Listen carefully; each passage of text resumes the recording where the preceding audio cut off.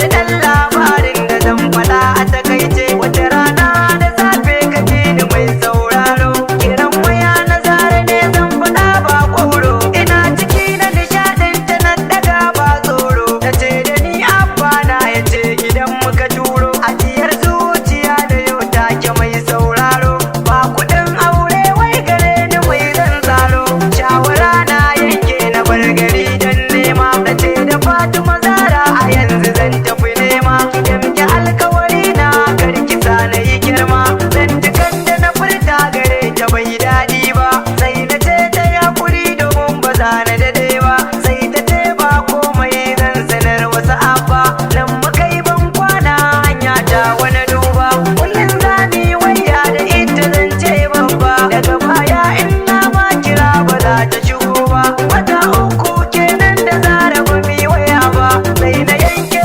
shawara gida zan dawo tunani na fatin maza da ta yi oyoyo inda kudin auren na ta yanzu har na kawo bayan mun gaisa da yan gida wanka na yiwo na ci ado na da kwalliya hanya na biyu yaro na tura gidansu zara da za ya kirawo da shigar sa gidan baban zara yaran ya biyo kalmar farko da ce da ni hakuri zanyo sai jiki ya yi sanyi ruwan gumi ya kwaranyo zara wai ta yi aure uban ya furta wayo shawara na bukata gare ka mai sauraro